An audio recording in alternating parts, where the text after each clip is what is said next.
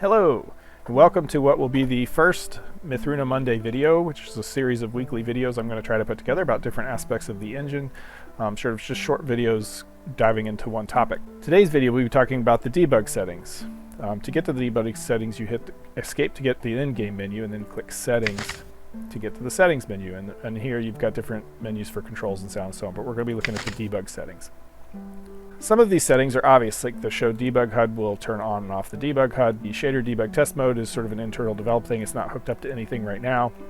The blocks view will turn on and off the local blocks. So if we toggle this, it will be just far terrain. So it'll just be the sort of smooth far terrain and imposter trees, which is kind of interesting, I guess.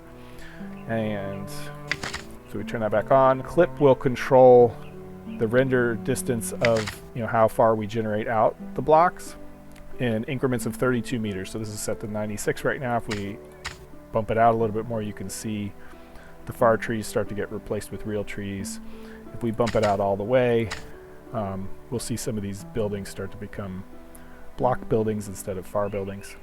And so you can see that that's they're kind of transforming. But 3 seems to be a good balance between near terrain and far terrain. If you've got far terrain enabled, then 3 seems to be pretty good. Smooth lighting controls whether the lighting is harsh or smooth. So if we turn off smooth lighting, you'll see lighting is sort of quantized to specific squares. We turn smooth lighting back on and it smooths it out. Floor enabled turns on and off the grass and flowers, mostly for comparison views for before and after. Show grid will show the 32 by 32 by 32 quote-unquote chunks of the world. That's where the boundaries are, and the red boundary is sort of the current leaf you're in, the current chunk you're in. ViewMask debug is sort of an internal thing. It's showing it's kind of breaking down which of those grid cells is rendered and which isn't, for determining whether to draw far terrain or not in that particular place. It's mostly for my benefit. Far trees does what it says. It turns on and off these far imposter trees. If you turn it off, you get just the raw terrain. Far structures does a similar thing with the far structures. You can turn those off. Turn far trees and far structures off, you just get the raw terrain. Terrain level controls whether far terrain and mid terrain are drawn. At level 2, mid terrain and far terrain are drawn. Level 1, only mid terrain is drawn. Level 0, neither mid nor far. This is sort of more old style Mythruna. If you do this and bump out the clip, this is more of the regular old Mythruna style, fade out with distance and so on. So turning those back on, we get the far terrain back. Old Mythruna had problems rendering the stars sometimes, so you can actually turn on and off the stars in the sky if you decide to. Camera FOV controls the field of view of the camera 70 degrees from top to bottom, so if you bump that up, you get kind of a fisheye lens. You narrow it down, you get kind of everything close-up lens, and certain things become kind of weird. So 70 seems to be a good balance. For mid-terrain and far terrain, you've got all these weird settings, and mostly they are all about sort of quality and how many triangles are generated to make up the near and far terrain. It's sometimes clearer if we turn off blocks, turn off far trees, turn off far structures.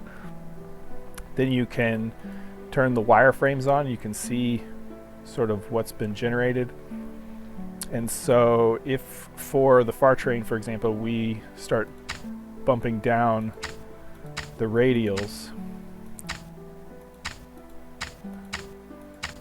you'll start to see that far terrain really kind of lose quality. And if we turn off the wireframe, you can see as we do this, like the terrain gets rougher and rougher, but the triangles goes way down. And so you can see it gets better quality. And as you go up, the quality goes up, and the popping will happen less as it moves around because it can sample the terrain better. And these other settings just have to do with how fast, how far these rings generate. They look evenly spaced here, but something to remember is that perspective makes each of these distances a little further, and these are sort of controlling the visual quality. Now that's on purpose. So these sort of control like the min step and the growth as it gets farther away. And so that sort of controls the level of detail front to back. And so by doing these, you can adjust the triangles. The theory being that on platforms that might be disadvantaged for a large number of triangles, you could adjust the quality down. Eventually, these will all be bundled into sort of low, medium, high quality settings once we determine what that means by trying it on different systems. But that's basically the rundown of what these are. And if anyone was ever confused, that's what it is. And so all back to normal, set it back down to 3. And sort of this is what I feel that like the ideal playing distance is. The cutoff between near trees and far trees seems to be pretty good. If I find that if I bump the clip out with far terrain, sometimes it actually doesn't look as good because it seems harsher. But maybe it's personal taste. I just like the speed difference that you get by having the smaller. Of course, it looks ridiculous if you go really small. At least at this resolution, 3 seems to be a good balance. Anyway, that was sort of a quick overview of the settings menu. I hope it was educational, and I hope you join me next time on Mythruna Mondays. Thanks for watching. Like, comment, subscribe.